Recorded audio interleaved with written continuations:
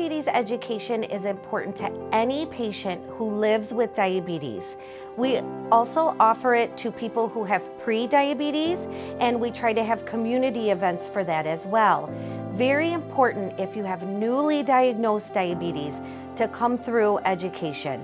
Also, if you haven't been to education for a long time, we recommend that you come through. Many insurances will cover coming to education every year because we're there to help and guide and support the patient. The general public should know that diabetes education is much more about support for the patient. We assess what the patient knows.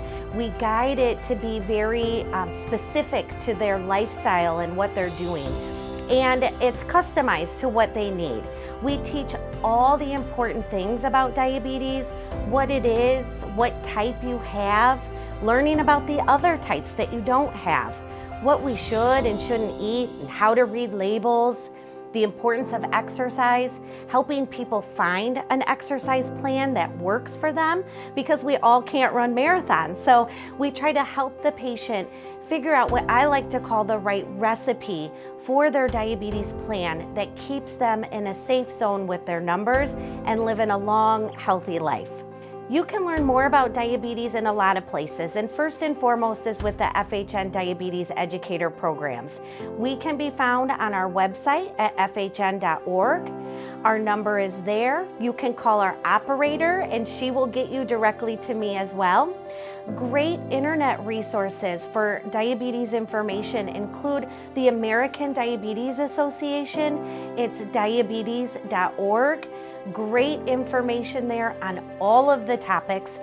The Centers for Disease Control has excellent diabetes information that's very easy for patients to understand, and they are at cdc.gov. This information here can show us some great pointers on how to plan healthy meals. It's important with and without diabetes that we watch how many carbohydrates we are eating.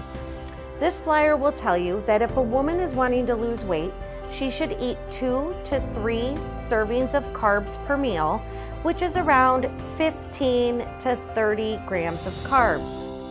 Men wanting to lose weight should eat about 3 to 4 servings of carbs, which is about 45 to 60 grams of carbs. If wanting to maintain your weight, you can have about 3 to 4 servings of carbs per day as a woman. And if you are a man wanting to maintain your weight, 4 to 5 servings of carbs. What we teach often to keep things easy is the plate method. The plate method helps a patient build a balanced plate of food full of nutrients. And I teach people that your plate should look like a rainbow. Half of the plate full of non-starchy vegetables, cooked or raw, however you like them. You split the other part of your plate in half, and you use about 1/4 of the plate for one of your carbohydrate servings over here. That could be bread, it could be cereal, it could be a little pasta or rice. We usually recommend that they're whole grain, whole wheat, for a little bit more fiber.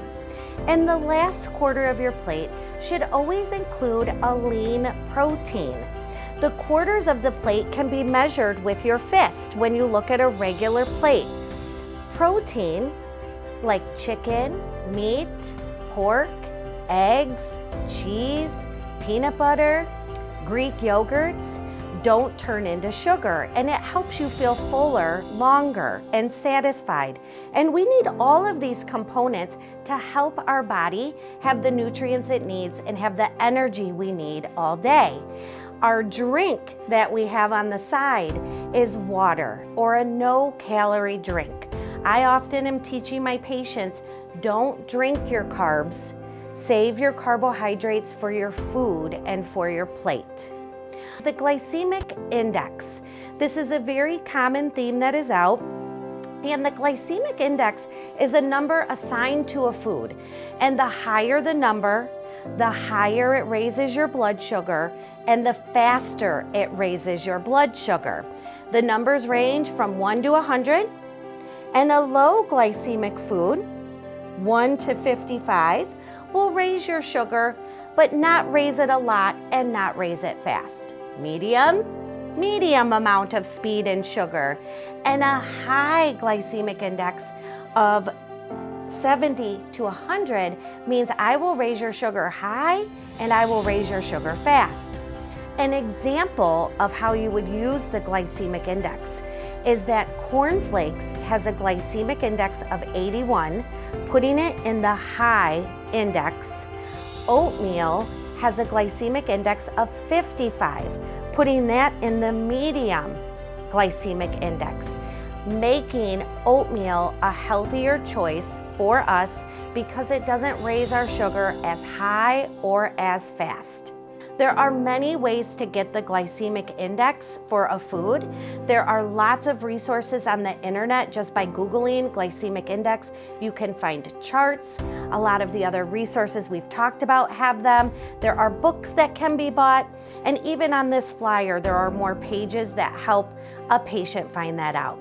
The real mantra is all of your junk foods and your sodas will be in the high glycemic index category.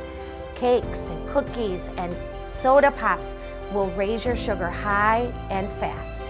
Our healthier fruits and vegetables and whole grains will be here in our low or medium glycemic index.